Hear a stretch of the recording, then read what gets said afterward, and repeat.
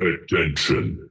It's time to register for Ellucian Live 2024, April 7th through 10th in San Antonio, Texas. Illuminate, innovate, inspire, explore higher education's greatest opportunities with future-ready ideas, solutions, and best practices designed to drive transformation. Register now at elive.ellucian.com. This conference is going to be Epic. By now, you've heard me talk about Insights EDU in Phoenix, Arizona, February 20 through 22nd. Here's why I think you should join us at the Insights EDU conference. It's one of the few conferences focused on helping schools serve today's online and non-traditional students. If you're concerned at all about where your enrollments are going to come from in 2024 and beyond, and you should be concerned, you need to be at this conference. Register now at insightsedu.com and use promo code EdUp to save $50. Prepare to be astonished.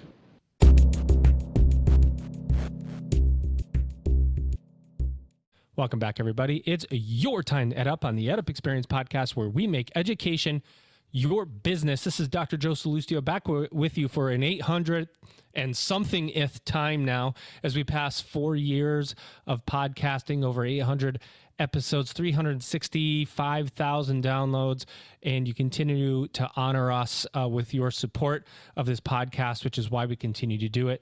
I want to just let everybody know, and this episode should come out here in the next couple of weeks. You can find us recording live at Insights EDU. That's a conference hosted by Education Dynamics. It's in Phoenix, Arizona. It's on February 20th through 22nd of this year, 2024. Very, very excited. Of course, if you want to come and register, you can use code EdUp for $50 off your registration. Why would you not want to save $50? Saving money and spending money is an interesting topic, isn't it? Something that we all do on a daily basis. Some of us spend more. Some of us save more. Some of us like to use a credit card and put things on a credit card, for example, and then pay them off by little or right away. And that's something that one of the most interesting things happened to me the other day. My kids got the report card.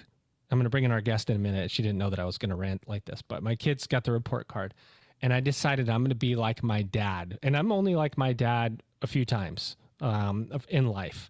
But one of the things my dad did is he gave me $3 per A. And I thought that was a massive, like every time I got an A, I would get $3. And as a young kid, that was a lot of money, right? Getting $20 or whatever, $21. So I said, I'm going to do the same thing my dad did. I'm going to give my kids $3 for every A. Well, that was about 10 days ago. And I literally don't have cash. I don't have cash. I don't even remember how to get cash. I have like $2 in my wallet at all times. I told my wife, I'm like, go get some cash. She's like, I got to go over here. I got to get cash. Got to go to the bank.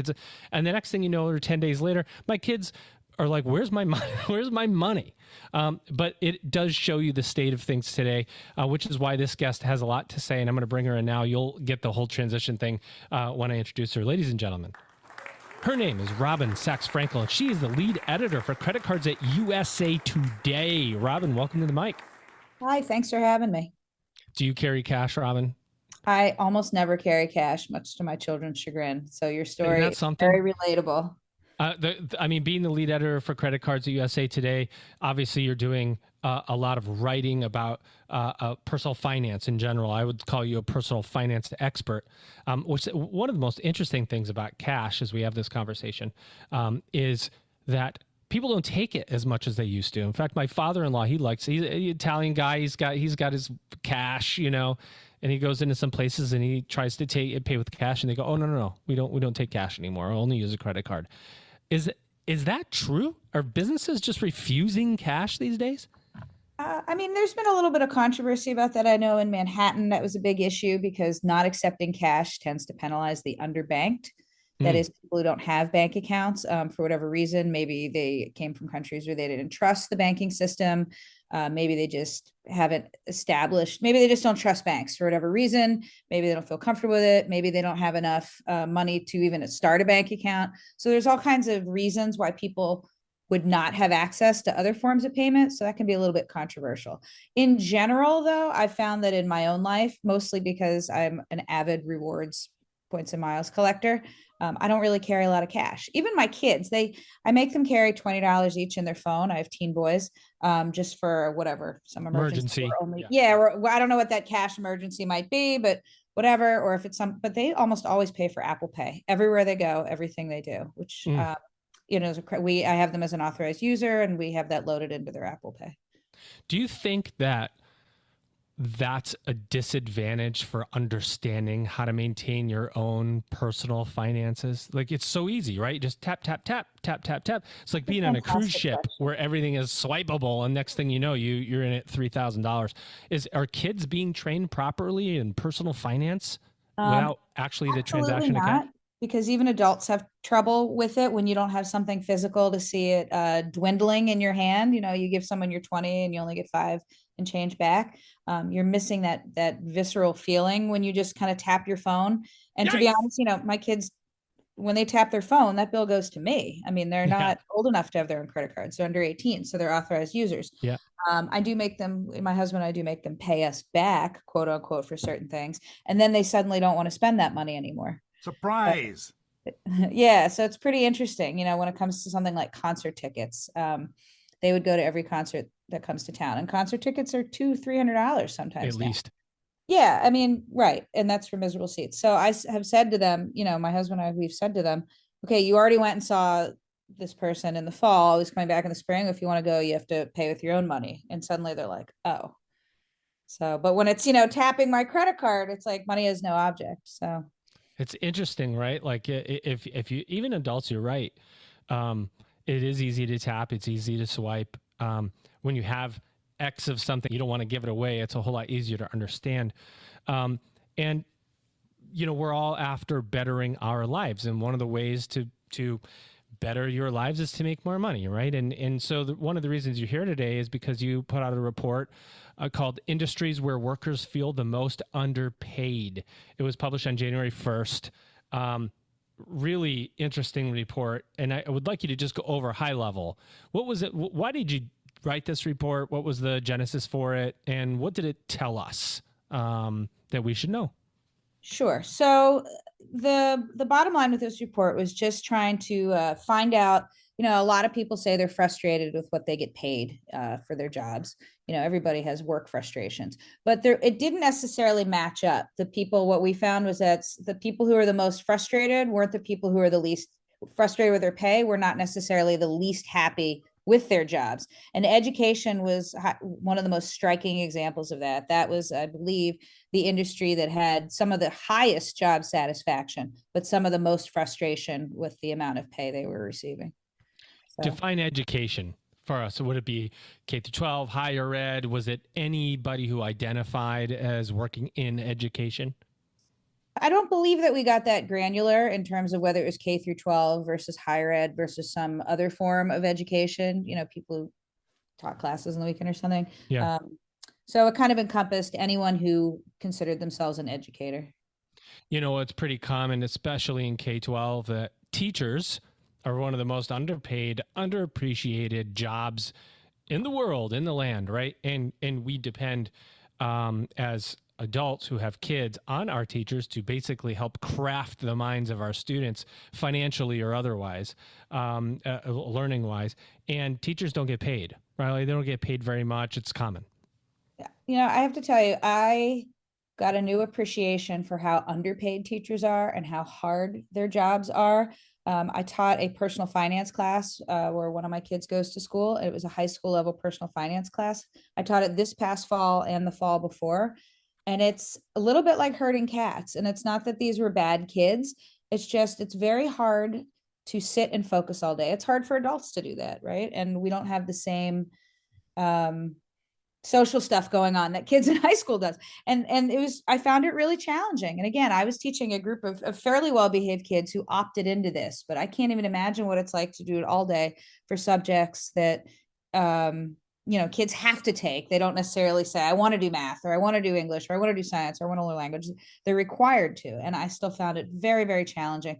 And even if every kid had been a perfect angel, just the time commitment, making up the lesson plans and grading the tests and the amount of time you have to take to calm kids down and get them to focus. I have found in my own kids and just their friends, I think they're great kids, but the attention spans today are so different from when I was young, because they're all swipe, nothing gets focused on for very long. And obviously that bleeds into other areas of life. So this is hats off to lunacy. teachers at every level.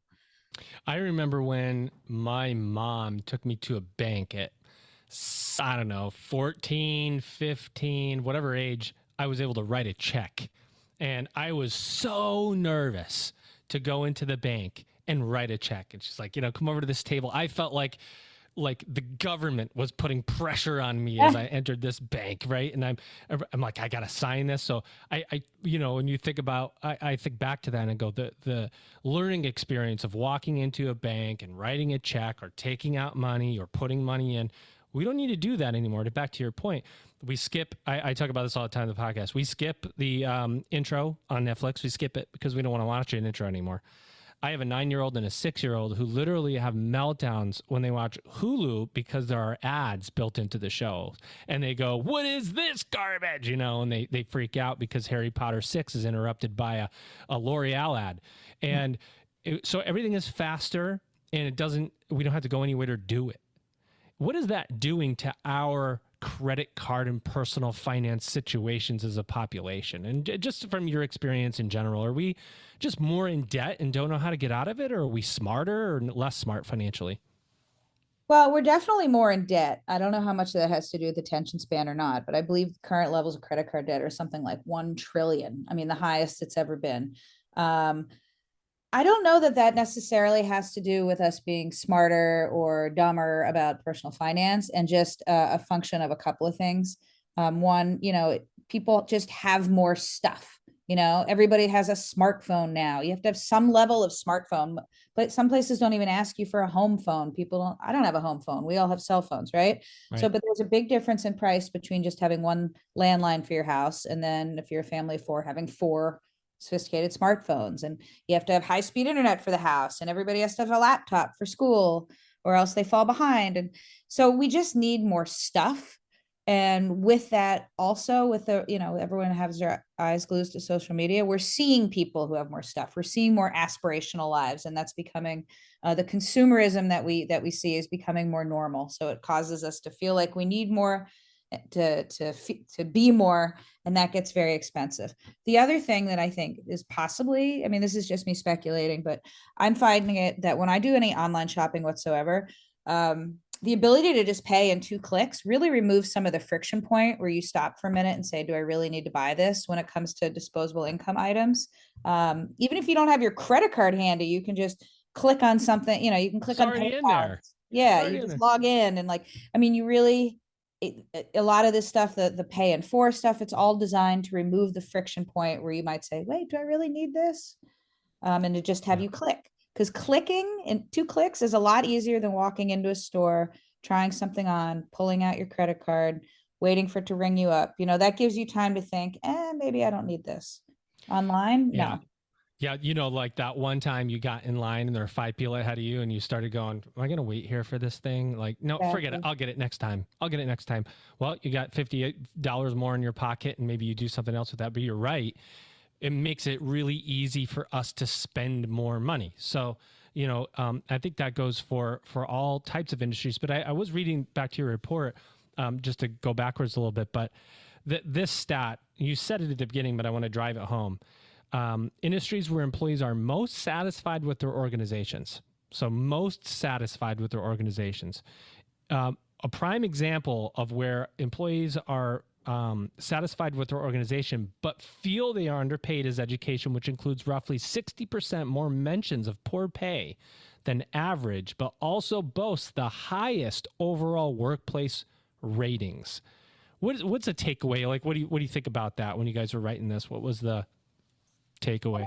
I don't think it's a surprise to most that people generally don't go into teaching for the salaries, right? It's not like people who become investment bankers or something that's extremely pay focused, right? Most people go into education because they want to help people. They want people to learn. They want to feel like they're part of something bigger than themselves. And so when you do that, you're not necessarily expecting to make, zillions from it, right? So I think, just being in that field, it's similar to doing, to me, honestly, it's similar to almost doing social services work. You're doing something that's about a greater good. You're trying to help children learn and get smarter and move on to the next level in life, whatever grade that may be or whatever stage that may be.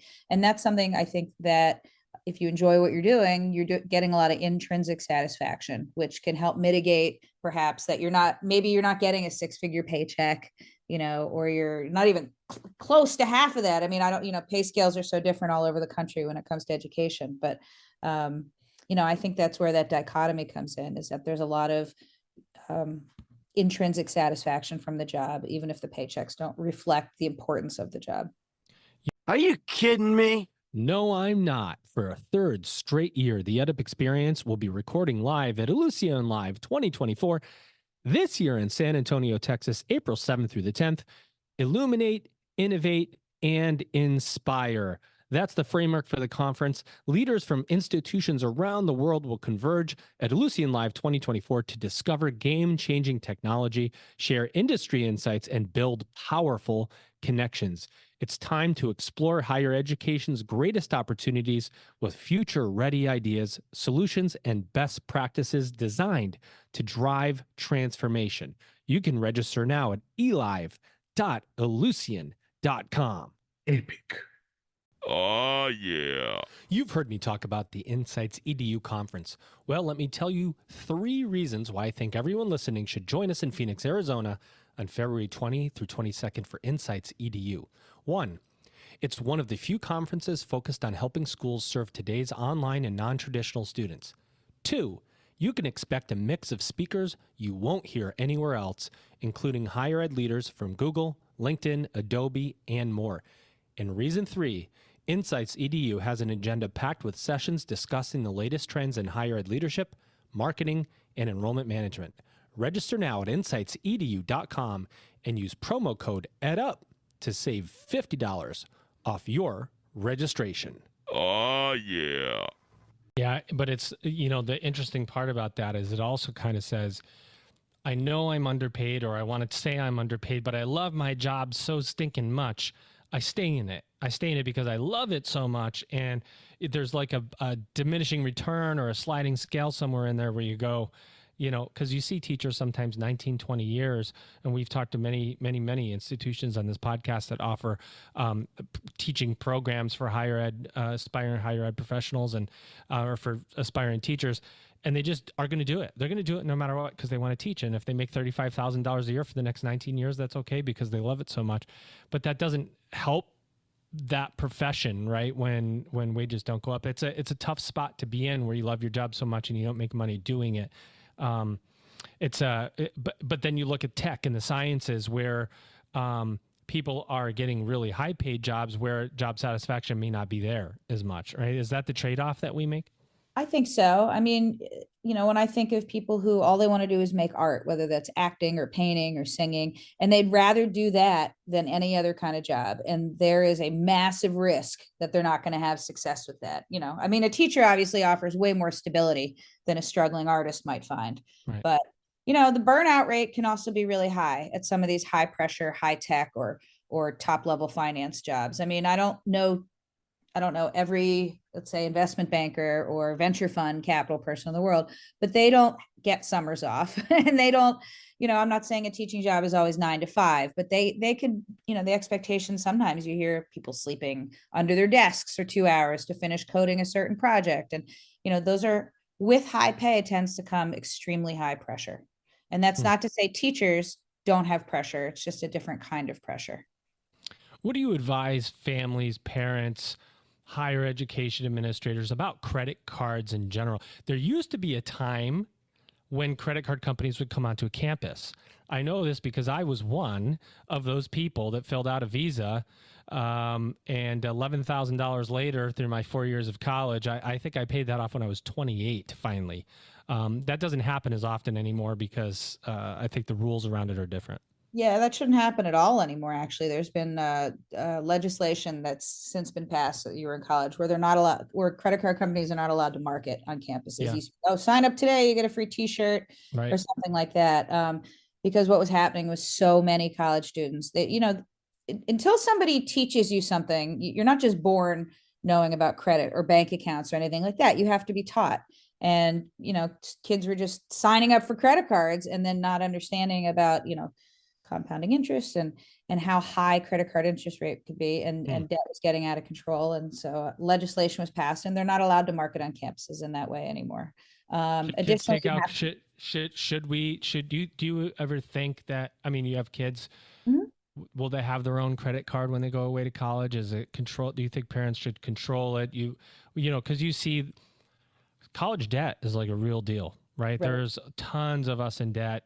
I'm going to ask you about reward cards in a minute, but you so much college debt, and a lot of that college debt comes in two forms. It comes in a form of financial aid, and it comes in a form of I just have to eat, I have to do this, I have to do that, and then you add all those things together, and you've got something that's hard to overcome.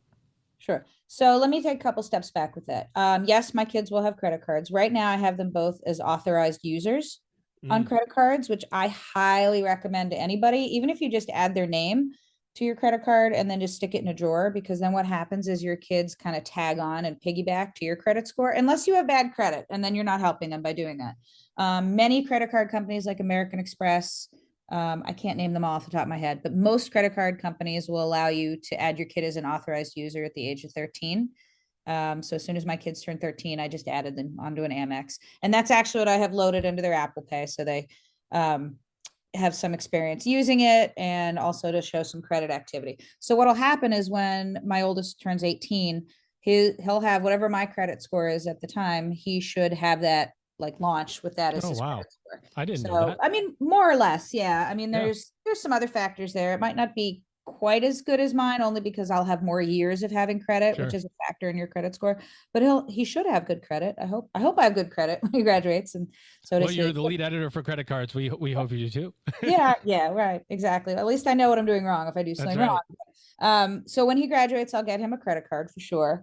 And what I would recommend to folks who are very concerned about their families and their children's ability to pay for everything through college. I mean, one thing that you can do in addition to student loans is get a 0% APR credit card, one that has a 0% APR on purchases.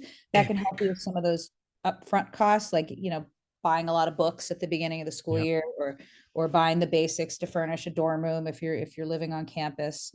But again, my kids probably hear me talking about it more than most people's parents. I don't think most people's parents are shoving it in their faces about credit cards. I mean, I make sure my kids understand the technology behind tapping to pay at the supermarket. And, I'm like, this is why there's not mag strips anymore. The mag strips kind of, I really talk to them about it, not because I want to bore them to death or have them think I'm any less cool than they already do, but because they should be empowered. They should know that it's a thing. And also identity theft is real, right? Identity theft. So you've got to know how things work, how to protect yourself, what happens if you don't have to go very far around a network of people and say, have you ever had your identity stolen? Somebody raises their hand. It's very common, unfortunately. But I want to just kind of close this with reward cards. Why, no matter what your spending is, student, adult, or otherwise, you have the opportunity for rewards cards. Why is that such an important concept to take advantage of? Well, reward cards are an amazing thing. It's like money for free, but only, and I wish I could say only in capital letters, right? It's only valuable if you're paying your credit card in full and on time every month. Because if you're not, interest rates on credit cards are always double digits. I think the average interest rate on credit cards right now, it's something like, I don't know, maybe 19, 20%.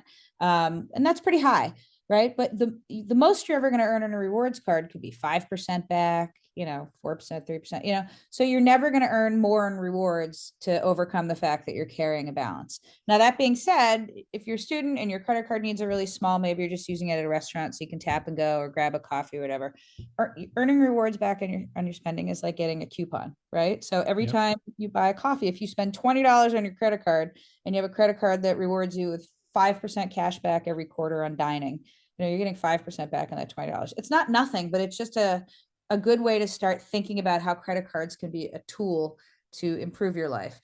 Ultimately, the most important thing that you should know about credit cards when you're young and in college is that they're one of the most important tools for building credit. And good credit is super important, not so you can get more credit cards, but so you get the most favorable rates on all of your loans, everything from student loans to a mortgage someday to your auto loans, if you need a personal loan. Unfortunately, without good credit, you get even more penalized for your poor financial decisions. It's not a system that's great, but it's the only system we have. That's a fact. That's a fact. I appreciate everything you said, because I think that, one of the lost areas that we have in higher ed, we get student loans. We understand Title IV financial aid and subsidized and unsubsidized, or at least we do as administrators. But what we don't always think about is the personal financial burden that students can take on, underprivileged students from diverse backgrounds, students, and you end up building this debt behind you to operate, and it's very hard to build out. It's very hard to catch up on credit card debt. It's very, very hard. People try their whole lives to do it, and sometimes unsuccessfully, because you have to know the mathematics of building interest and amortization schedules, which is like a very confusing part of this. And what's your general advice for to close the episode of maintaining credit cards, personal finance? What else do you want to say about your role at USA Today? Well, that's a big question. That's with three questions, actually, all in a row. Lots of facets. So what I will say is, when someone is struggling with high interest credit card debt, it can be super overwhelming and scary. My recommendation is, if you don't have horrible credit, look for a balance transfer card. That's a card that offers you a 0% APR when you transfer a balance from another card or another type of loan to that new card, and you pay 0% interest for a set period of time. It can be anywhere from 6 months to almost 2 years. And during that time, it allows you to tackle that debt without also having to pay those interest charges. So it helps you pay off debt faster. Part of the catch-22 with balance transfer cards is that you need good credit in order to qualify for one. And if you have a lot of debt, a lot of unmanageable debt, you might not have good credit. The best thing you can do is stop using those cards. Just stop, put them in a drawer, pretend they don't exist. Yeah. Pay for everything with cash and just do your best. I mean, if it really gets bad, there are nonprofit credit counseling services, but do not believe those ads you hear on the radio where they tell you how to settle your debt. 99.99% of them are garbage, and they'll get you into deeper trouble. By the way, we talk about kids and we talked about college students, but I guarantee there is a number of adults listening to the podcast that are in debt, trying to climb out of debt, probably have student loans they're still paying off, or put their backyard fence on their credit card $20,000 ago and are still paying it off and can't climb out. This is just good general advice for care of your personal financial situation. We always talk about credit score. Everything we do in life, you're going to pull your credit. You're going to pull it for a mortgage. You're going to pull it for another credit card. So maintaining that credit is so important. Any advice for us on maintaining credit, or where to go, where to look, how to do it? Sure. So you're entitled to a free credit report every week from each of the 3 major consumer credit reporting agencies. You can go to annualcreditreport.com. I know it says annualcreditreport.com, but since COVID, the credit bureaus now allow you to pull it weekly. I highly recommend checking your credit report from any of those agencies and making sure that there's no errors, because there could be an error that's dragging down your score. It could be someone with a name similar to yours, but as a different middle initial that's showing up in your report. It could be a debt that you've cleared up that is still on your report. So making sure that your credit report is accurate is amazing. But almost every bank, if you have their mobile app or you log in online, most of them come with some kind of free credit score checker. So just checking it, getting a baseline idea where you are. And a lot of these bank apps and websites, they'll have tools that'll say, oh, let us help you, let's find you a plan to improve your credit. Other things that you can do, especially when you're young. Experian has a program called Experian Boost that you can tie your utility payments and cell phone payments to that. So those on-time payments can help count towards your credit score and give you a boost. For people with thin credit profiles, so maybe just looking to pad them a little bit with some of their on-time payment behavior. Thank you for that tip. I actually still thought annual credit reports were annual. Most Was people that do. a COVID deal where what happened with that? Do you know? Yeah. So during COVID, because there was so much pausing of payments on things, and companies had to, I guess, part of the deal was they had, in order to get government money, they had to not penalize people's credit reports. So they changed it to weekly, and then they've just kept it as weekly. And now they're, annual credit report eventually, I suppose, should be redirected to weekly credit. Yeah, exactly. But yeah, I mean, a lot of people don't know it, and it's confusing, and I don't think it's as highly publicized as it could be, but it's yes, wow. Absolutely. At each one, there's 3 major credit consumer reporting agencies, and each one will allow you to check your report for free every week should you wish to do so. Boom! There's the tip. That's the EdUp right there. That's the EdUp tip. I love it. Thank you. What are you covering next, Robin? What's the next thing you're working on that you want to divulge here live on the EdUp Experience podcast? I mean, we do a lot of exciting things. We're going to be working on a tipping statistics survey that should be pretty exciting. We always have a lot of great content at USA Today Blueprint. Where should we find you? USA Today Blueprint, is there a particular website we can find you? Yeah, usatoday.com under the money label Blueprint. It's all things personal finance, and it's all fantastic. Ladies and gentlemen, there is our guest today. She's your guest today. Her name is Robin Sachs-Frankel. She is the lead editor for credit cards at USA Today. Robin, thanks for being a part of this podcast. We very much enjoyed, I personally enjoyed what you had to say about finance and credit cards. It is something that all of us fight, isn't it? Yes, and I really appreciate the opportunity to speak with you and speak with your listeners. Ladies and gentlemen, you've just EdUp'd. Attention. It's time to register for Ellucian Live 2024, April 7th through 10th in San Antonio, Texas. Illuminate, innovate, inspire, explore higher education's greatest opportunities with future-ready ideas, solutions, and best practices designed to drive transformation. Register now at elive.ellucian.com. This conference is going to be epic. Hey there, higher ed leaders. Are you thinking about joining the EdUp Experience podcast at Insights EDU on February 20th through 22nd in Phoenix, Arizona? 100%. I thought so. This is the go-to event for higher education marketing and enrollment management. At Insights EDU, you'll gain cutting-edge insights from industry experts, including speakers from companies like Google, LinkedIn, Adobe, Salesforce, and more. Become the transformational leader your campus needs by participating in discussions on important topics like online student demands and preferences, increasing affordability and accessibility, branding, measuring marketing performance, and much more. Insights EDU is the conference you need to attend in 2024. Register now at insightsedu.com and use the code EdUp to save $50 off your registration.